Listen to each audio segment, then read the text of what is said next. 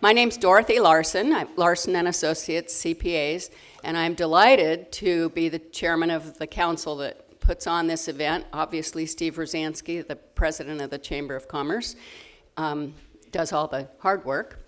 But I would like to introduce, before we get to our wonderful speaker, a couple of people who are here providing some of the yummy goodies today. First of all, Paul from Nespresso Gourmet Coffee. I hope you've all had some of the wonderful gourmet coffee. He'll tell you a little bit about it. Good morning, everybody, and thanks for having us. And if you haven't tried, we've got some coffee in the back here. I'm with Gourmet Coffee Service, and we do office coffee for businesses. Today, we've got our Brew for a Cure lineup. It's the pink bag here on your seat. And 5% of the proceeds goes directly to City of Hope for breast cancer research. So we're very proud of this product. You can buy it directly on our website, and also we can provide it for your office. We're also giving away an Nespresso brewer today, so we're passing this around. Put a business card in the basket, and you may win a nice Nespresso brewer. Thank you, everyone. Don't put your card in there. Mine's already in. And I'd like to bring up Laura from the Go Greek Yogurt. And I have personal knowledge that this is really authentic Greek yogurt because Andy Theodoro was behind me in line and started speaking to the guy in Greek as he was serving it. Good morning. My name is Laura with Go Greek Yogurt. Thank you for being here. And we have what I personally call the best yogurt and love at first taste. It's authentic Greek yogurt. You can choose from 0, 2, and 10% fat. We have fresh and frozen creations, organic, natural, and the best. So please join us in Corona del Mar and in Newport Beach. Thank you. Thank you, and hopefully you've tried some of that as well. It's great. So I'd like to bring up Steve Rosansky to tell us who's here. I'm here, for sure.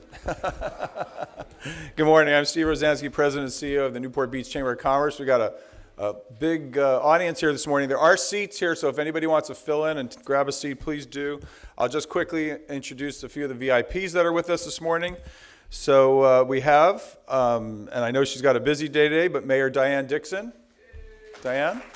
She's back there in the red.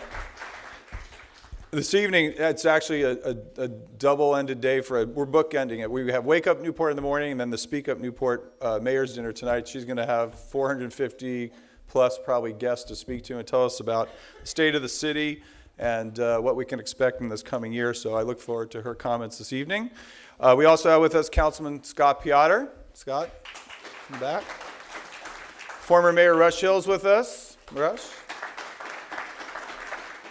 We got our police chief. Well, he's, I guess, technically retired police chief, but we hired him back for a little bit longer, Jay Johnson.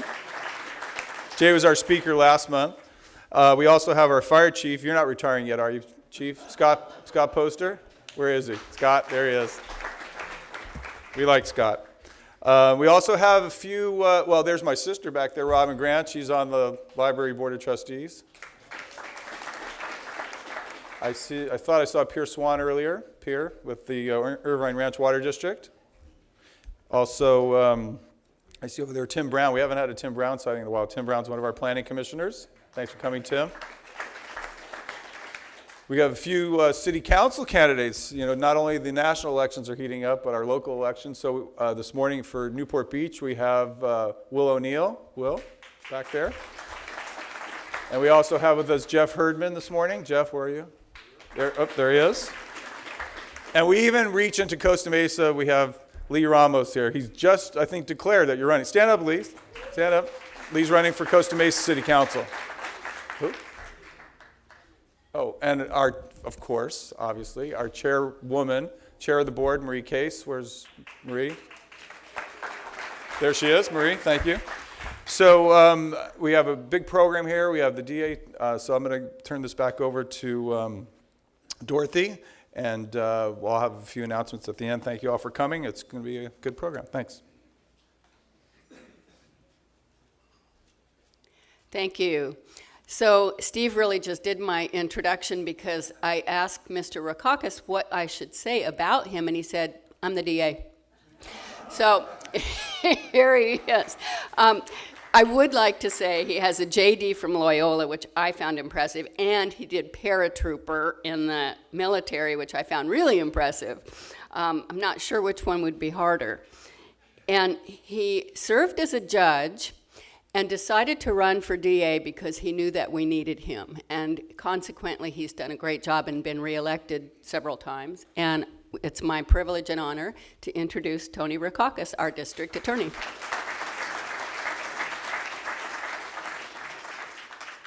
Law school was harder. Well, it's a real pleasure to be here this morning, and frankly, I'm kind of surprised at the turnout. Usually, Chamber of Commerce, 7:30 in the morning. I'm expecting 10, 15, 20 people, maybe something like that.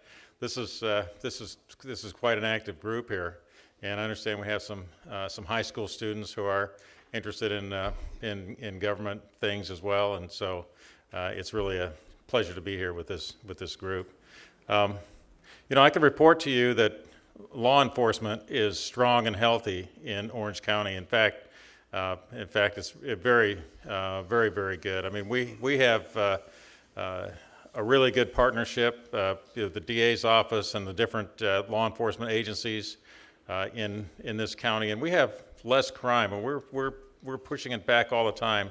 But I can report that we have less crime than all of the surrounding counties, except possibly for fraud cases. I'm afraid we do have a lot of fraud cases, but all the different kinds of violent crime, gangs, all of those things.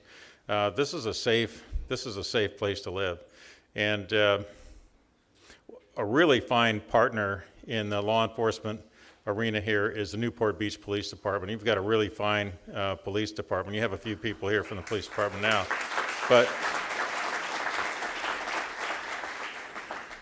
let me tell you that this. For those of you who don't know, on this group of escapees that we had, one of them, this guy Nairi, was a Newport Beach case, and that was a case where this guy kidnapped a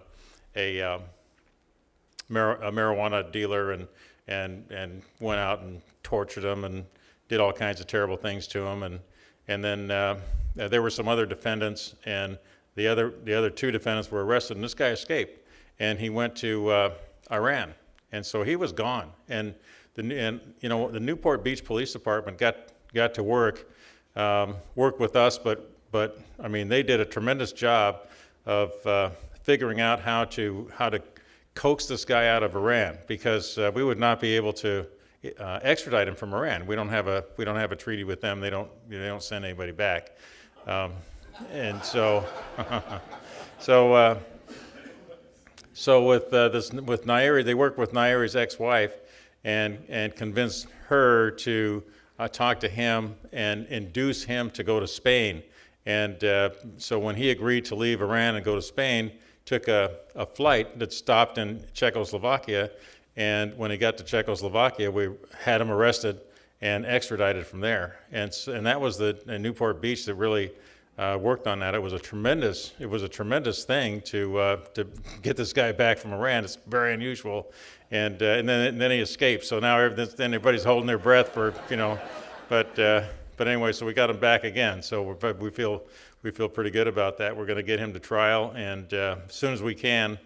And he was set for trial in I think March 18th, and that's going to be continued a little bit. But we're going to get that trial on and get him tried and been convicted, and he's got a life without possibility of parole coming.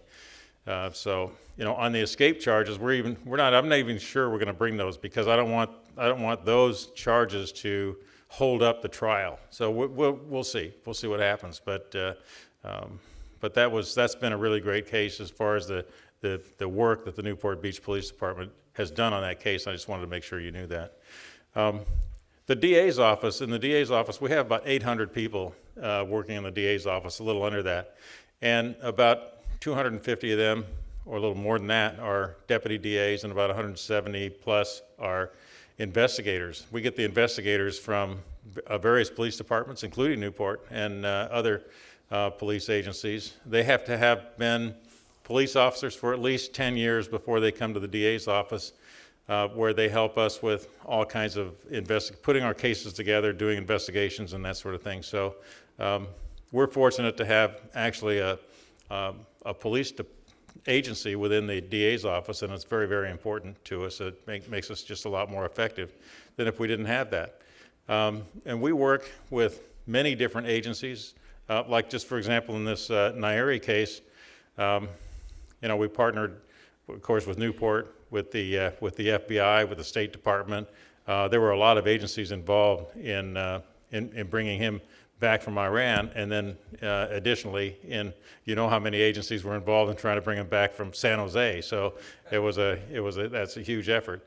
But in a given year, we work with 50 or so different agencies, federal and state and local, and review in the neighborhood more than 70,000 cases a year, criminal cases. So it's our law to enforce the state law, and the state law is everything from minor misdemeanor cases to serious, important felony cases, including death penalty cases where we, capital cases where we might be asking for the death penalty from time to time. And so you can see it's just quite a wide variety of cases that we handle, and about somewhere less now, it's less than 20,000, 15, 16,000 of those cases now, fewer than before, but that number is our felony cases. And our conviction rate with felony cases is running at about 92%. So once we file a case as a felony, generally speaking, there's going to be a conviction. So there really are two major ways that we work to handle all these cases. And one of them is it's a team approach. It's kind of like an assembly line sort of approach where different people do different things on the case, and as it goes from place to place, like one person might do the filing, somebody else might do some motions, another person might do some pre-trials, and somebody else would do the trial at a later time. So it's going through these hearings and settings and so forth, moving towards a trial, and as the cases do that, we get opportunities to talk to the defense and to the judges and so forth to try to make some determination about what would be a good disposition of the case. And so we settle most of the cases before they go to trial. We actually only try about 10% of all the cases that we file, even less than that, somewhere 7 to 10% depending on the year. But usually what happens is once somebody gets a clear idea of what's going to happen if they plead guilty, they do that, because rather than take the risk of what happens if they wait, go to trial, roll the dice, it might get worse. So they just wind up going ahead and disposing of their case. If we had to try to juries 20% of the cases, we couldn't do it. I mean, we would need double the staff in the courts and everything else. So that's kind of where we are on that. The other way that we handle cases where we need to spend more time and effort on the individual case is what we call vertical prosecution. Now understand, we've had over the last several years, and we've had to be really careful with our budget. We've had to do budget cuts, so I mean, how are we going to do this? How do we handle all the cases and still provide the same kind of quality of professional work on our serious cases? And so what we've been doing is having programs to handle our less serious cases with less formality. As a matter of fact, I'll give you an example. We have a program that if it's your first time having a misdemeanor in Orange County, and you're charged with a misdemeanor, what we offer somebody in that category is that, hey, if you give us a DNA sample and go to a class, and we won't even prosecute your case. And if there's any restitution, you're going to have to pay the restitution as well.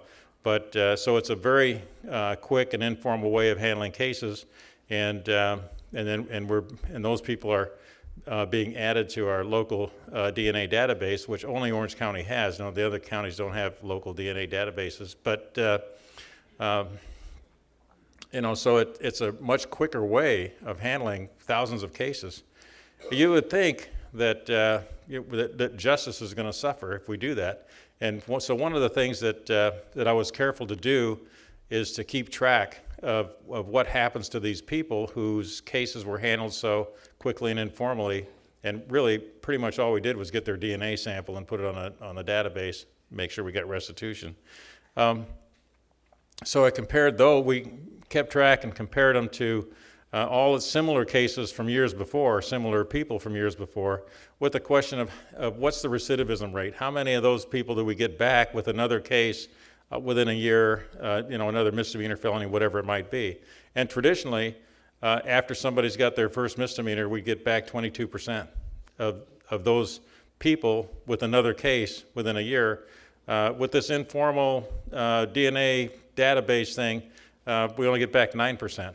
So that's been really fortunate. We've been able to handle a large volume of cases with less work, less resources, with better results. So it's and that was just sort of pretty much accidental, because the whole reason for doing that was because of resources. That's what I started talking about. How do we handle so many cases with the reduction of resources that we get over and over again? So anyway, in order to continue to put the effort that we need to in the serious cases, like the rape cases and homicide cases and gang cases and so forth, we have what we refer to as vertical prosecution. With vertical prosecution, then we assign a deputy DA and an investigator and whatever the support staff is, but we assign them to a case right when it happens, and that is the team that handles that case from the beginning and through the all the different settings, negotiations, motions, various kinds of filing, trial, and sentencing. And sometimes even that same deputy DA, years later, if they're still around, and they often are, because people don't like to leave the DA's office, that same person will go to parole hearings on years later. So it's a very, very effective and good way to handle cases. It's been really good for us. And I can tell you that the teams that are working with us are extremely effective. I mean, the teams that we have, the trial teams, the law enforcement teams.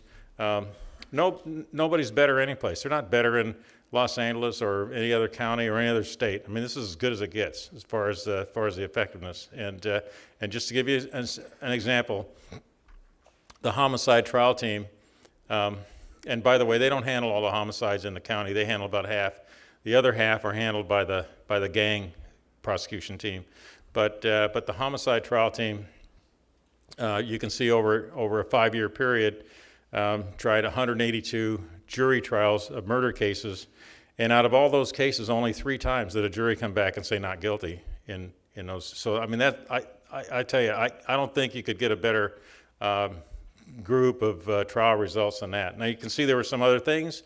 Not guilty by reason of insanity was one, and we didn't get those for several years, and then we got a couple. We got 2 in 1 year, and so that's happened. But once there's a not guilty by reason of insanity, that's not. I mean, what happens to that person is he goes to a state hospital. He or she, usually he, goes to a state hospital for the criminally insane, and to be maintained there until such time as they're no longer a danger to the community.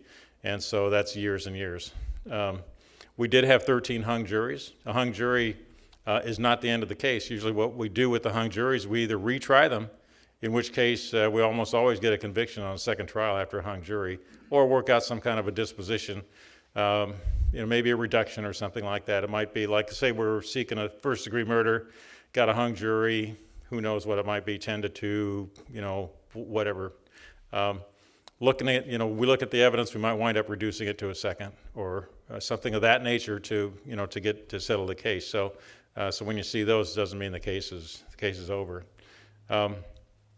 We spend a lot of effort, and not just the DA's office, but we work with all the law enforcement in this county in a very cohesive way with our partners to work against gangs. And we have a basically a four-pronged approach to working against gangs. One is that we have a specialized gang unit in the DA's office of kind of like that homicide team. It's a gang prosecution team, and they prosecute violent gang members, and that's all they do.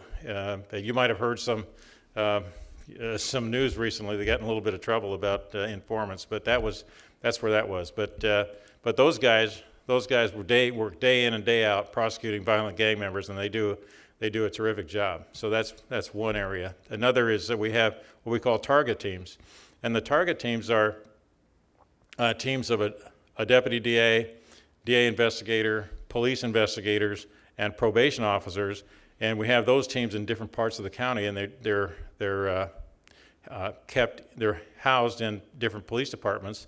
What they do is they gather information or intelligence about all the gang activity in their area, and who the leaders are, and what's going on there, and then we target the main people who are the most dangerous gang members, and prosecute them for whatever criminal charges, whatever criminal cases we might be able to get. It might be misdemeanors, felonies, whatever it is, but it makes it very hard for them to operate in their area. And then Jose is in the back of the room, and he's kind of pushing me into Prop 47 and AB 109. But I'm gonna get right to that. I think I have a few more minutes, but I just wanted to finish up about the gangs. Is that the other thing that we have is we do gang injunctions, and they're very effective. And so that's another part of our four-pronged approach. But we also have a program we call GRIP, which is where we work with kids 4th to 8th grade and try to keep them out of gangs. And it's very, very active program. We have a lot of partners in the private sector, Ford Motor Company, the Los Angeles Angels of Anaheim, and a lot of different partners. And they help us to, we set programs for the kids who are in danger of becoming gang members, mainly trying to keep them in school and keep them out of trouble, and reward them if they do those things that we ask them to do, like they're not being truant, they're staying in school, they're picking up their grades, and we take them like to baseball games and to the Ford designer plant and things like that, and kind of so they can see what's going on in the other parts of the world. When they have mentors who are from the private sector who introduce them to basically to the rest of the world, so that they have other people to look up to besides veterano gang members. So there was a question I was asked to, when I give this talk, to also talk to you, give you some information about realignment and Prop 47. And of course, this is something that everybody has an interest in now, because it's kind of, I've been around this for quite a while now. I've been involved in prosecution for, it's hard for me to say, but a little better than 40 years. And but I can tell you, when I first got here, we got started in the DA's office and prosecuting cases and so forth. It was crime was on the rise. It was going up, and crime continued to increase probably until the early 90s. 91, it was really at a peak. Gang activity, homicides, all violent crime had peaked out in California as well as Orange County.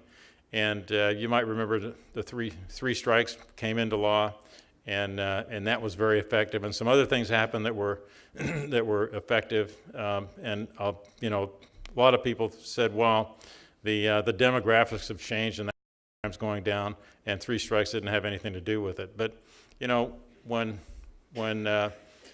people who commit lots and lots of crime are in prison, they're not committing those crimes, and so it does have to have something to do with it. And there's no other way to look at that. But so in about 1992, 93, the crime rate started going down. Three strikes went into effect, I think, in 91. The crime rate started going down. Went down for a long time. I mean, and probably when you get to, you start getting to 2011, 2012, we are in a situation where we have a lower crime rate than we've had since the 50s. I mean, that's the kind of headway that was made. So things were good. I mean, you were hearing, of course, you hear about the sensational crimes. You hear, there's a lot of news, and they talk about things that happened. But we were in a better place than what we'd been in for a long time. Now, what happened, of course, the prisons are overcrowded. There's a 3-judge federal court that's made a federal court order to reduce the population of the prison because they decided that it was constitutionally violative of the rights of the inmates to be so crowded, mainly because they felt that the medical treatment was less than it should be, based on the crowd and what was provided and so forth. So they made this order to reduce the population of the prison, and that order is to get the population down to 137% of the prison capacity, 137% of what it's supposed to be, based on the building codes and so forth. So that was, how are we going to do that? We either have to build more prisons or reduce the prison population. And so, I mean, I was there when, frankly, when Governor Brown was trying to figure it out, and came up with the realignment idea. And I think it was pretty clear that there was not a will in the state. Maybe there is in Orange County, but statewide, not a will to put the money up to build more prisons. And so he went about this realignment process. And what the realignment process was it was a couple of things. One is to start early releasing people from prison, just early release. And with the idea that, we're only going to release the people who are non-dangerous to society. Well, that's almost impossible. I mean, I was looking at the list of people that they were thinking were non-dangerous that they're going to release. If you see, well, maybe they're in there on a nonviolent case, but they have a violent history, or things like that. So we worked on that. So they wind up saying that, okay, well, if they have a prior murder or a prior sexual assault, well, we won't release them. So they came up with this idea of what they called nonviolent, non-sexual assault, and non-serious offense, based on a list of offenses that are serious. And if they're in for one of those non-nons, then they can get this early release. And so they start releasing people, and to reduce the population. The other way to reduce the population was kind of striking, actually, which was that 25% of the population was based on people getting out and coming back in on parole violations. Get out, come back in on a parole violation within a short time. And then they're doing 60 days to 6 months on the parole violation, then getting out again. And so you had this whole population of people that was just churning. And so I think it was Governor Brown. I don't know who got the idea, but somebody got the idea, look, if we don't take these people back on parole violations, we can reduce the population of this prison, right now by, 20% or so. And so that's what they did. They determined not to take them back on parole violations. So part of realignment is the parole violations go to the county. And so we now have responsibility for handling parole violations in the local Superior Court, as opposed to the Department of Corrections. And when somebody violates parole, we have the responsibility to prosecute them for that. And rather than go back to state prison, they go to the county jail for a time. And they don't go for as long as they went to state prison. They go for shorter times, because all of that's changed a little bit too. So there's a reduction in the penalty for parole violations, and a push down to the counties. And then the people who are non-nons, all the new cases of non-nons, nonviolent, non-sexual, those cases are no longer eligible to go to state prison. So we have these felony cases of people who might have felony rap sheets, as long as you're armed. If their new charge is one of those cases, we can't send them to state prison. We can only send them to county jail. we could send them to county jail for multiple years maybe. But, the county jail is not able to handle these people for multiple years. I mean, that's not what they're set up for. They're set up for short stays, while somebody's waiting for trial or they get a county jail sentence and that sort of thing. It's much less lengthy. The idea is less lengthy stays in the county. If it's going to be a long time, it's supposed to go to state prison. So now this has changed and pushed down to the counties. And so, frankly, the judges, our experience is that the judges are not willing, in most cases, to send somebody to county jail for 5, 6, 8 years, whatever. They're willing to send them to the county jail for a year, maybe even 2 or 3. But then under realignment, you also get half time off for work time and good time, work time. So if somebody gets sentenced to a year to 3 years, they're going to get out in a year and a half. So that's a lot of realignment. So you have a lot of this kind of churning, and like one thing that you've seen in the jail, and it added to the risk, to the escape risk, is that the people in the jail are more serious criminals in the local jail than we're used to having over the last several years. So you have that, and then Prop 47 is on top of the realignment.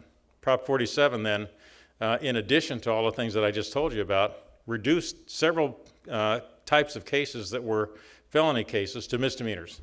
And so there's no such thing now as a possession of narcotics that could be a felony. Possession of heroin, possession of cocaine, none of that can be a felony. It's under Prop 47, it's misdemeanor, and it doesn't matter, what your priors are. And additionally, it was retroactive, or it is retroactive. And so if somebody was convicted of a felony that's a Prop 47 felony, in the years past, could be 10, 15, 20 years ago, they have a right to petition to have that case reduced to a misdemeanor, to take that out of their record. So when Prop 47 came about, we had thousands of petitions to reduce old cases to misdemeanors. We're processing those all the time. And then we've got all these cases that used to be felonies that are no longer felonies. And it's not just the dope cases. There's some others, like your theft cases, for example. They changed petty theft. They pushed that up to $950 instead of $400 to be grand theft. But it even applied it to things like car theft. So if somebody steals a car, it has to be valuable enough to be a grand theft, otherwise it's a petty theft. So a gun, same thing with guns. If you steal a gun and it's valued at less than $950, which most guns are, by the way, it's only a petty theft. So we try to get that, and I've talked to the governor, try to get that fixed. Hey, this is crazy. No, sorry, that's the deal. So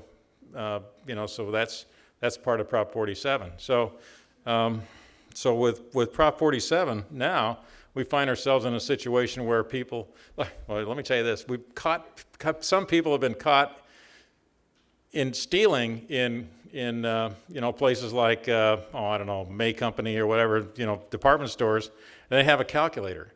And they're making sure that the things that add up don't get past $950. And it doesn't include tax, by the way. So they make sure that they're still in the petty theft range when they're there. So these cases go through rather quickly now. The judges, nobody has too much respect for the crime, and it just kind of rolls through. And some of these cases that used to be felonies, now they're just citations. And so we have that situation. So by the way, guess what? Crime's going up.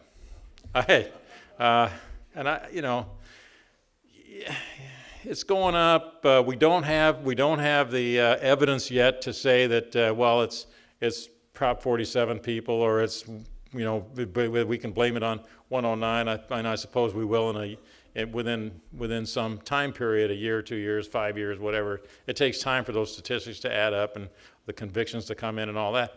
But what do you think? If you let people out of prison who don't have jobs and don't have any means of support, don't have any talent, don't have anything to do except what they've done in the past is, steal and rob and that sort of thing, there's going to be more crime. You let more criminals out on the street, there's going to be more crime. So crime's going up. All the police chiefs are reporting that crime's going up in their cities, and unfortunately, that's our situation. I hope it doesn't get like it had been.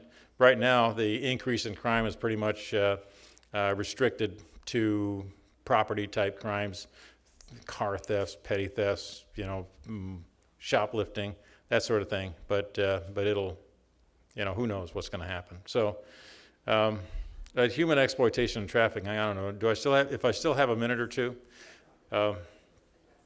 So, there's been a change in what we see in terms of, particularly in terms of the prostitution in not just in our county, but I first started becoming aware of this in a DA conference up in Northern California, where there was quite a discussion about the change, the slavery aspect of prostitution. So what we're finding is that people are, young women are being kidnapped at times. There's all kinds of ways that they're brought into prostitution, but they're oftentimes they're tricked into it or forced into it, and once they're there, they are subject to the whim of the pimp or the slave owner, and it's a horrible thing. They're beaten and tortured made to continue to work, and they work hours when they don't want to. They're tortured with irons or with being put into ice baths and things like that until they agree to do what their pimp wants them to do. They're moved. They're not kept in the same place where they came from. They always have to go to different places. Like the ones we have in Orange County are not from Orange County. They're from closest place they might be from would be LA, but they're from all over the country. And we've had in some cases we had girls who were kidnapped out of malls. They were just walking in a mall, or girls who were hitchhiking, or different kinds of ways that they wound up coming into the custody of somebody who turns out to be a slave owner or pimp type person. And these guys are so heartless, and they're such low life people, and they sell these girls. They sell them back and forth. They get tired of them. They get all this they have all kinds of names that they call them. Isn't worth much. I'll sell her to whoever wants to bid. If anybody wants to put up $500, she's yours. That kind of stuff. So it is in fact a slave trade. So it's really a terrible thing. So we've changed our prosecution techniques. We're not, particularly when if there's an arrest of a prostitute or whatever, and we look at the case, and you can tell the difference. There's some that are just prostitutes, and that's that, and that's just how they want to live their life, and they're not part of this problem that we're talking about. But there are others who are clearly, forced to be in that life, and so anyway, what we treat they're victims. They're not prostitutes. They're victims, and victim prostitutes. I don't know what you want to call them, but so we're working those cases to go after the slave owner pimp, and getting information from the ladies and working it up and getting the evidence against the pimp. And we have a special unit called HEAT, which is a Human Exploitation and Trafficking Unit. And they've done a magnificent job in the last couple of years of prosecuting these cases. We have convicted 100 plus of these pimp guys from Orange County, and to the extent where it's starting to make a difference on the street. And I was kind of proud of this note that, a conversation that was from the jail out to another pimp, and and he's talking. He says, "Orange County, seriously? The police here are completely out of control," which I thought was pretty good. They're all over the place, setting people up all the time. The pimps go to prison and the hoes go free. Can you imagine that? The DA and police are organized, and the task force is relentless. The sentences and offers are too high. You can't get probation, and you have to go to prison. The jail itself is like prison. I'm never coming back to Orange County. I'm out. Well, you know, it's not that I'm not interested in having them go and do business, set up business in some other county, but I am happy with the fact that this guy and others like him don't want to do business in Orange County. So, and we feel that way about pimps and gangs, and I think it's pretty effective. So, all right. So I'm open for questions if anybody has questions. Yes. So you're addressing an issue that sounds like they're kidnapped American girls. That's right. So what's happening with the offshore? We've heard that there's a lot of slave trade, if you will, coming in from our coastline. Right. Okay. So the question is that I'm addressing an issue that sounds like we're talking about kidnapped American girls. What about the ones offshore and that sort of thing?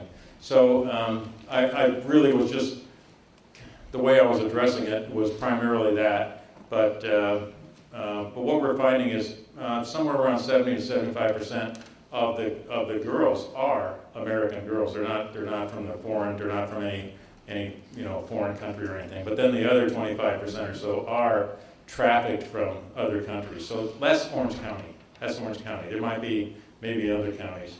Yes, sir. On your chart on gangs in Orange County, there was a yellow highlighted area by Newport Beach and another yellow highlighted area by San Clemente. So I live in Newport, my grandkids live in San Clemente. What is that?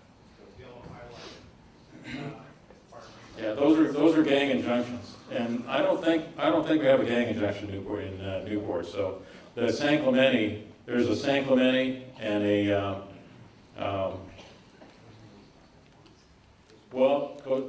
Costa Mesa, San Juan Capistrano, right next to San Clemente.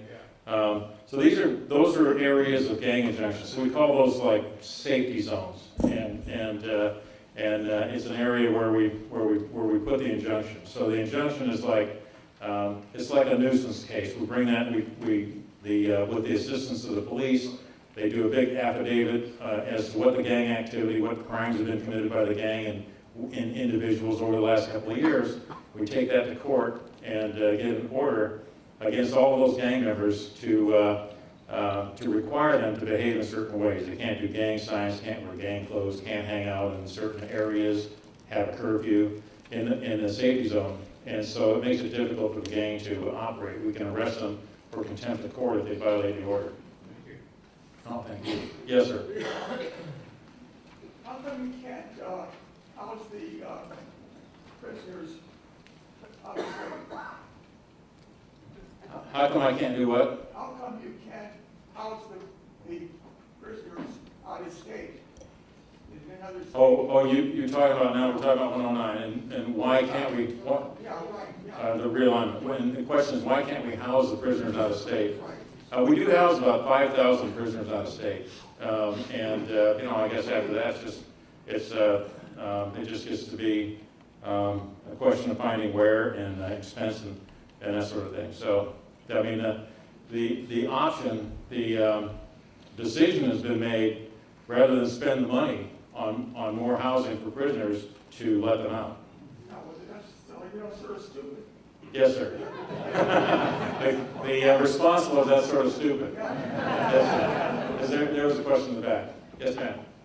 We saw some signs of human trafficking. What might those look like, and what would we do about it? Is there a number we can call, or if you see something around? I didn't hear the first part of that. Oh, if there's something suspicious that look like human trafficking, what are those signs, and what can we do about it? Yes, we have a hotline, and we're going to put that number up. That number up right now. Yes. Yes, sir. You mentioned that there's a cycle, that these people go into prison, they come out, they don't have a job, and they basically turn back to crime, because that's their only source of income, their only way of sustaining themselves. What's being done to really rehab these people, to get them out of the system, essentially? what's being done to rehab these people to get them out of that cycle where they're going back to crime, winding up back in prison.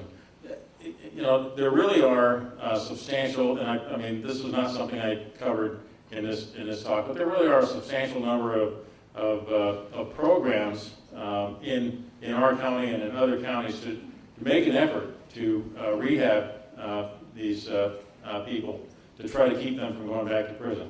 And you know, honestly, and you know, a lot of these guys don't want to go back to prison, and they do participate in these in the rehab programs. And so, like for example, we have like a day reporting center, more than one, in our county. It's run by the probation department, and that has they really offer a lot of services there where they're required to come in. The parolee is required to come in the morning and report and start working on whatever the program is that the probation department has given them. It could be an educational program, or you know, an effort to learn how to relate to possible employers and things like that. So so these services are provided by probation, by healthcare, and by other people in the private sector, but mostly the public sector is the one where most of the people would be. And so there's a substantial effort being made, and to some extent it's successful. So I don't, you know, I don't know the extent of success yet, because you have to wait for time to go by to see how long somebody, you know, how well they're doing. And then we're kind of finding that there's a great deal of change based on somebody's attitude. People come out of prison with different attitudes, and you know, the people who come out of prison with the attitude of I don't want to go back to prison, and I know what I did was wrong, and you know, and I want to take advantage of services, have a much greater chance of being successful than the people who have a different attitude, more like they don't respect the law, they don't care about others, and you know, and so forth. So a lot of work going on in that respect. I can tell you though, there's certainly a substantial number of people who ought to just stay in prison. Otherwise, they're just going to be, you know, giving up. They're going to just be a blight on the rest of society. Yes, ma'am. There's a yes. I'm concerned in Orange County because of all the group home, sober living houses. And we're importing criminals from other states that are going in fact, well, in this area, over 80% of the people in the recovery houses right in Newport and Costa Mesa are from out of state. So why are we allowing this to happen? We have enough problems with our own prison population in California. Why are we allowing imported prisoners to come into the county? I guess the Newport Beach recovery houses are just so sought after. You know what? I'm not even aware of that, so I can't respond to it. But that's a pretty good point. I'm sorry. Yes, sir. Yeah, the good folks in this room are likely to find themselves at the courthouse only because they got summoned for jury duty. So right. You can talk about the importance of the jury system to your office, and you know, how do you get picked to be a juror? I personally, I just got summoned for jury duty, so I'm interested in. Do you want to know if it's important or not? Thank you.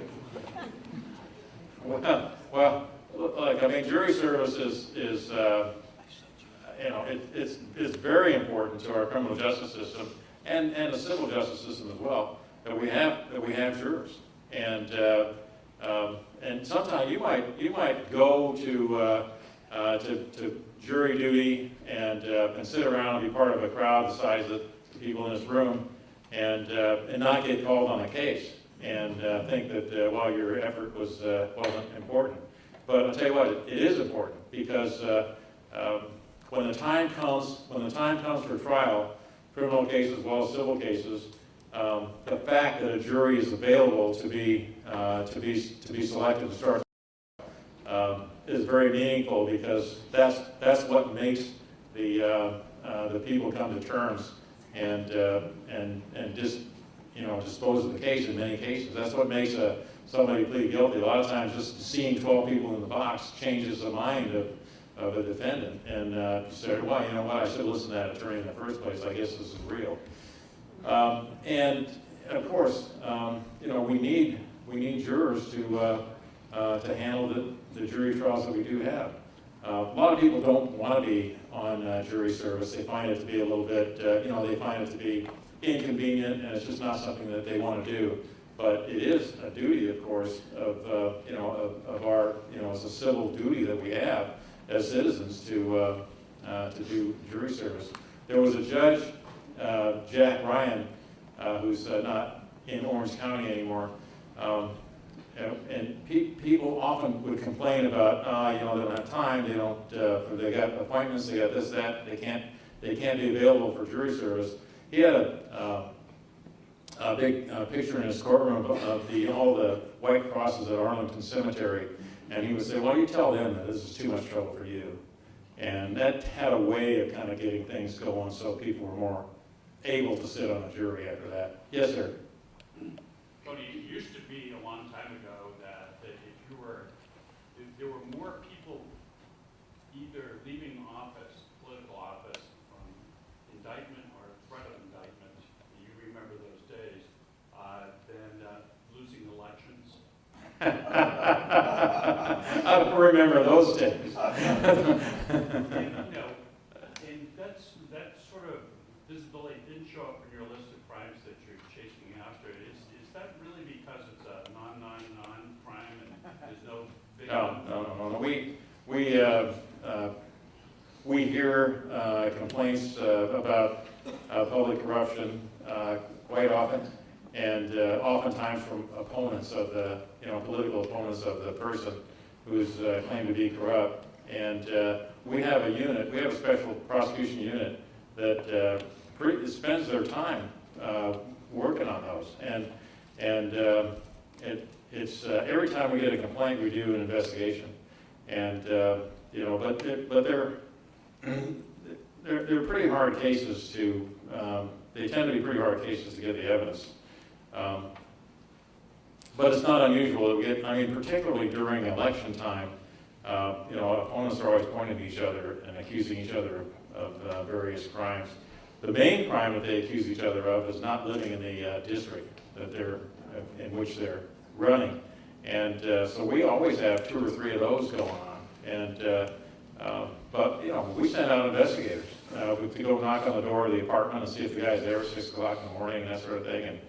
And you know, they usually know that's happening, and they answer the door and say hello and they look at my new furniture and that kind of thing. And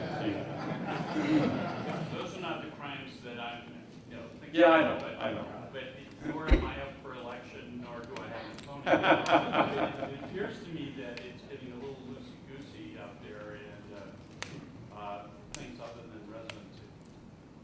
I don't know. I mean, I don't know. I mean, you know, when we get those kinds of questions, you know, we look into it. And by the way, we have partners in the U.S. Attorney's Office and the FBI, and the FBI has a particular interest in big corruption, and they work on the investigations with us.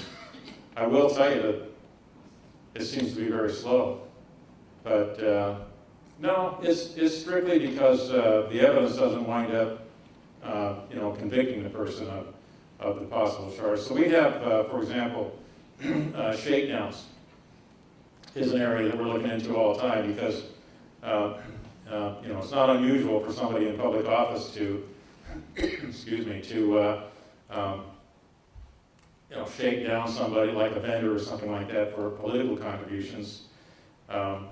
But when you look into that, I mean, it's like you have to, if there's going to be a quid pro quo, you know, I will support your contract if you contribute to my campaign.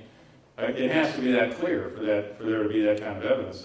And generally, you know, although people complain about shakedowns, we don't wind up with that clear case. So those are the kind of problems. I have one last question. I was just going to say that we did a very substantial investigation into the city of Costa Mesa what was happening there with the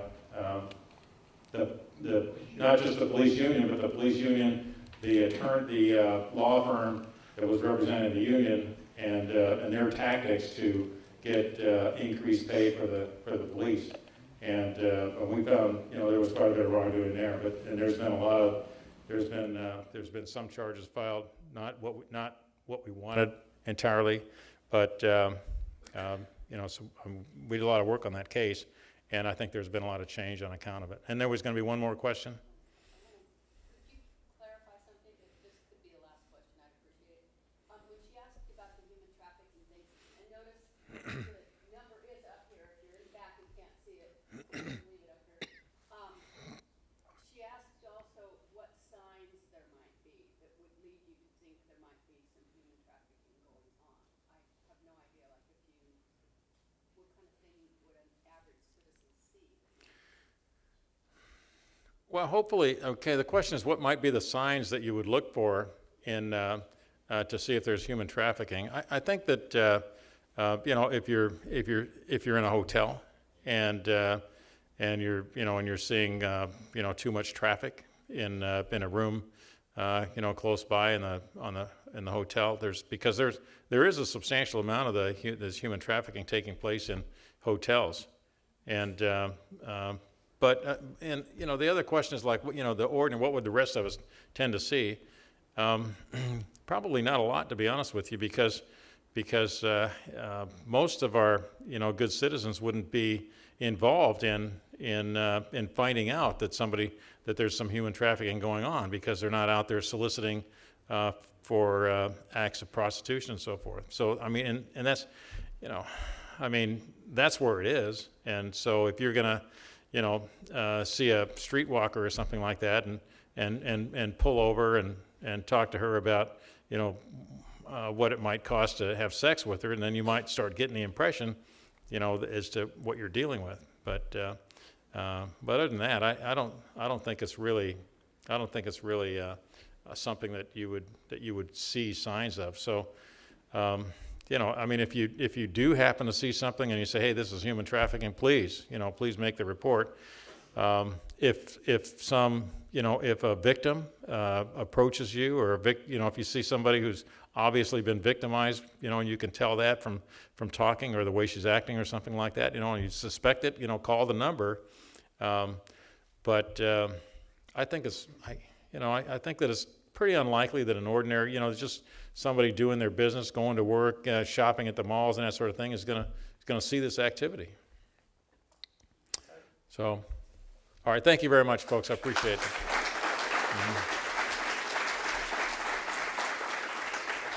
Thank you. You can stick around for a few questions? Yeah, sure. So if you still have a burning question, Tony has agreed to stick around, so come up after we're done. I just have a few quick announcements. So I do want to thank our food purveyors this morning, Gourmet Coffee, and Paul, thank you for bringing that.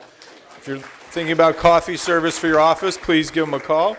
I also want to thank Laura up front here in Go Greek Yogurt. She does have 2 new locations in town. One's in Corona Del Mar on Pacific Coast Highway. The other one's in the Vaughn's Pavilion, or the Vaughn's Center. Pavilions, yeah, it's Pavilions on the peninsula, right diagonal from the old City Hall. And so please stop in there. We're going to be doing a ribbon cutting here, I think, for the Corona Del Mar location coming up pretty soon. I want to thank our sponsor of this series, Wells Fargo Bank. I also want to mention, he's still in the back there, Lieutenant Jeff Brower. He's back with us. He's been out 3 months, I think. 3 months. Massive heart attack and bypass surgery. Could have retired if he wanted to, I bet, on a disability. But he's back here working, keeping us safe. So thank you. I also want to thank the FBLA kids from Corona Del Mar High School and Nelson Rojas, their advisor, and Sheridan Hurst and the DECA kids from the Corona Del Mar High School. They're hopefully going to be regulars at our, I'm sorry, Newport Harbor. Sorry. I didn't say Sage Hill at least, right? Okay. For coming this morning. Great to see you guys here, guys and gals, and hopefully you'll be regulars at our meeting here. A few things that we have coming up. Next week we have our monthly business luncheon. It's on Wednesday, February 17th at the Bahia Corinthian Yacht Club. This is also going to be a well-attended meeting. The topic is marijuana's increasing impact on the workplace. So if you're an employer or employee even, and you manage people, this is, this year there's a lot going on in the marijuana sphere, as Tony alluded to. They're decriminalizing it. Pretty soon, I bet November they're probably going to legalize it. There's pot shops everywhere. Your employees and others are taking advantage of that. And so what can you do as an employer in your workplace? I mean, because let's say an employee comes in with, hey, I've got a prescription. And he says, well, I need this because doctor says I'm sick. I need to use pot. Do you have to allow it or not? So hopefully we'll get some of the answers to those questions. That's Wednesday, February 17th, 11:30 to 1:30 at the Bahia Corinthian Yacht Club. Our mixer this month is going to be at the Cannery. That's on February 25th, Thursday, from 5:30 to 7:30. Hopefully you can make it out to that. Next month, our Wake Up Newport meeting will be on March 3rd, and she's already left, probably to go practice her speech for tonight, but Mayor Diane Dixon will be our speaker, so please come in here. If you're not going to attend the Speak Up Newport Mayor's Dinner tonight, which is like $125, you can come here for free and hear the same stuff next month. How about that? So last couple things. Our big event coming up is March 17th, the Police Appreciation Breakfast. It's usually a sellout. I think last year we had over 460 people there, and we honor the police officers here in town as well as the volunteers. And it's a great event. It's going to be at the Hyatt. And I think we had a drawing for that Nespresso thing. Or are you going to do that? You're going to do that right now? Well, come on up. You have the bag? Anybody who last minute want to get a card in Nespresso? Okay. These things are good. They're expensive, I think. Yeah. $200 retail unit. There you go. Should I pick? Okay. Well, here, we'll let the DA. We can trust him, right? Okay. Who do we got there? The winner is, she's going to be happy. Lynn Cathcart. Yeah, Lynn. I bet she's, there you go, right there. So again, thank you all for coming. Last but not least, if you're not a member of the Chamber of Commerce, you should be. Please see Jim Villers. And if you want to get on our email list for this meeting, if you're not getting our emails right now, please give Jim a card and we'll make sure you get on the email list as well. And we'll see you next month. Thank you.